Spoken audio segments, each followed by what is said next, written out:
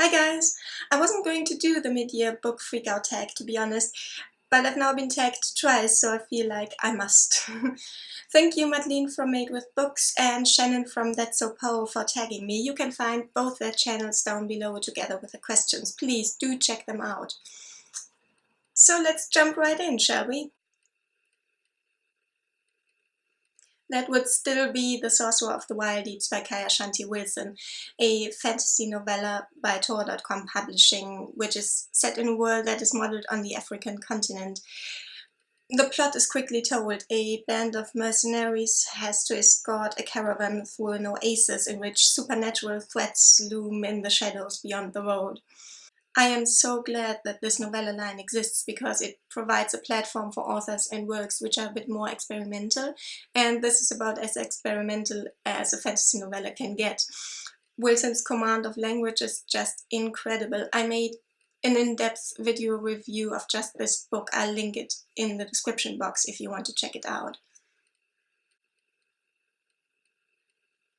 I haven't read any. Sorry, unless you count A Taste of Honey as a sequel to The Sorcerer of the Wild Deeps, but it is really only set in the same world.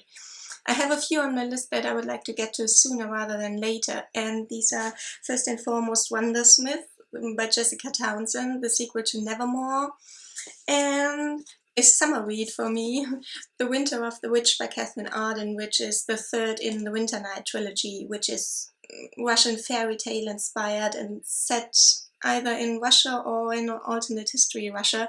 I'm not sure which one. I guess I'll see when I read this book.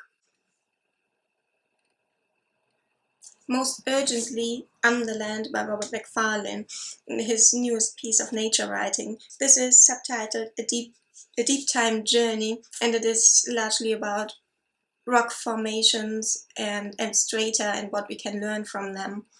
But with Robert Macfarlane's books, it is always also very much about the cultural impact and implications of the places and the phenomena that he writes about. He is definitely one of the most enjoyable writers of nonfiction that I have ever read. A few interesting things coming up, but I'm going to go with Call Down the Hawk by Maggie Stiefvater, the first book in a sequel trilogy of sorts to The Raven Cycle, the Dreamer trilogy featuring everybody's favorite tortured soul, Ronan Lynch, who has a very special ability connected with dreams. But that's all I'm going to say because it is a spoiler for The Raven Cycle. So I'm going to turn this into a recommendation for The Raven Cycle instead. It is one of my favorite comfort reads of recent years, and I've read all 4 books twice now in a span of just 3 years, and I hardly ever reread a book these days, so that tells you something about my level of appreciation for this comfort read. I have read a lot of bad books this year, but the one that I'd say really let me down was, I'm afraid, La Belle Sauvage by Philip Pullman. This is the first in a prequel trilogy to his Dark Materials, and I love his Dark Materials. It is still one of my favorite books of all time, and I really didn't think that Philip Pullman would be able to go so wrong with this one.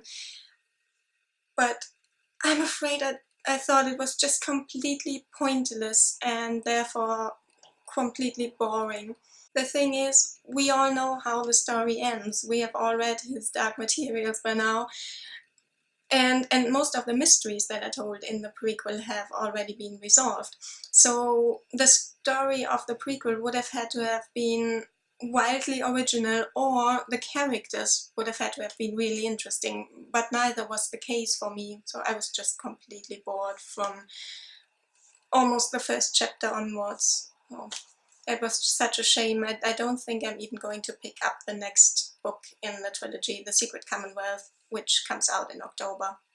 I'm just going to pretend that this prequel trilogy doesn't exist. I'm good with his Dark Materials.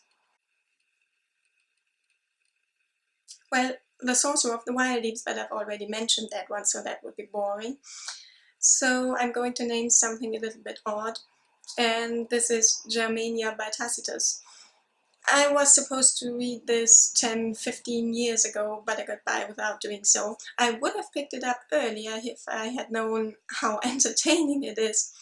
And I found it entertaining not because Tacitus's depictions of the Germanic tribes is so off and so cliched, but rather because if you know a bit about Roman history and about Roman issues in particular, you'll notice very quickly that this book isn't actually about the Germanic tribes and their ways of life in any way. It is much rather about the Romans and their way of life, or what their way of life is not, which has been a favorite issue of Roman writers of all times.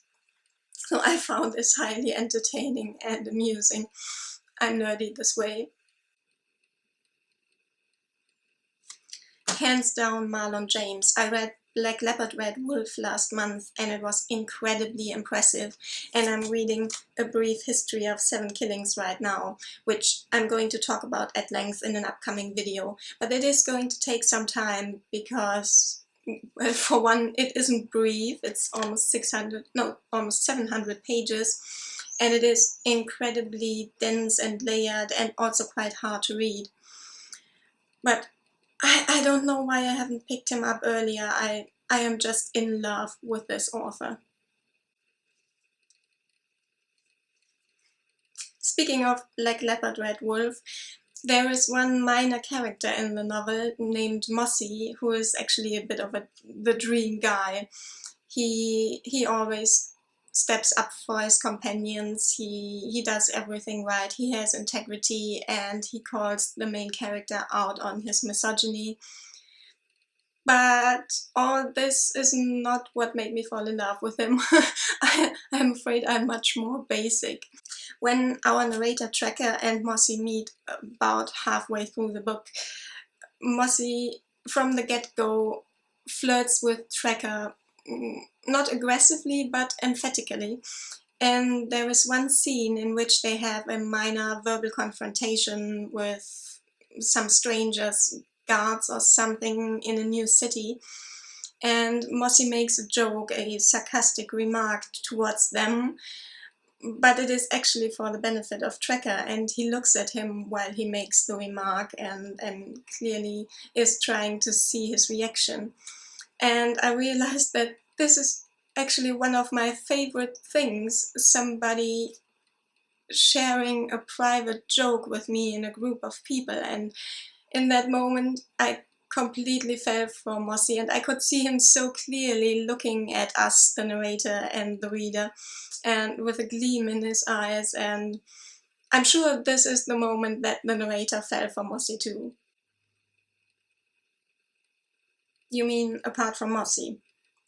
For that I'm going to go with The Priest in The Western Wind by Samantha Harvey, because he's just such a well done character. He's extremely human in that he is both extremely flawed and extremely lovable.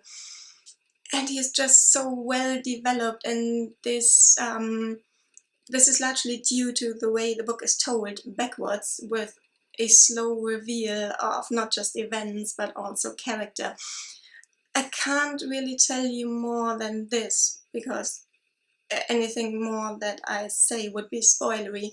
I urge you to pick up this book. It's just such an impressive read.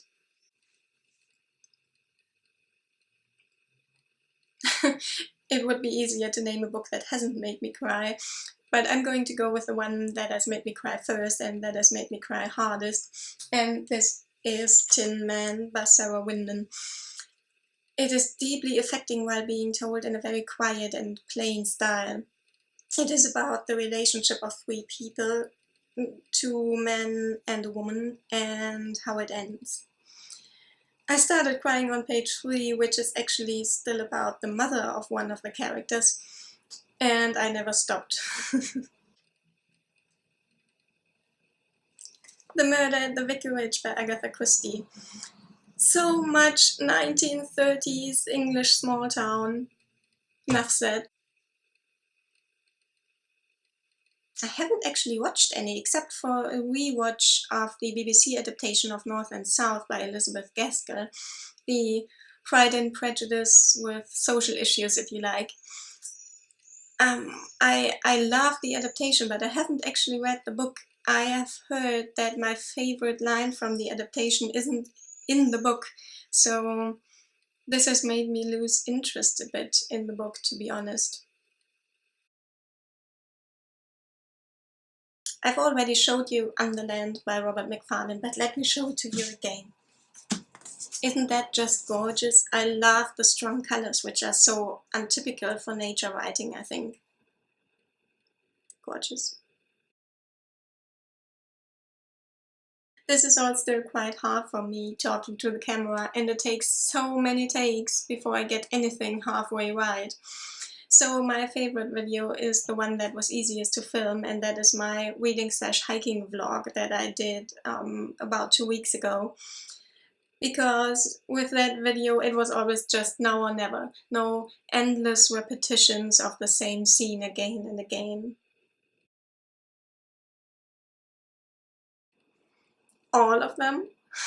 No, but really, I'm hoping to move at the beginning of the next year, and I want to know by then which books are worth keeping, because I usually only keep books that I know I will want to read at some point in the future, or from which I know I will want to look something up.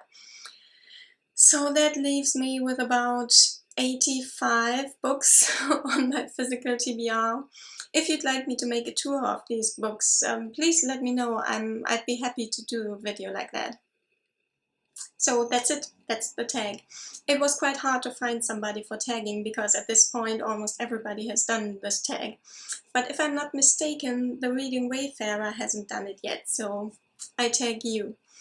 And I'll see the rest of you very soon with my next wrap-up video in a few days. Take care, gentle reader, bye!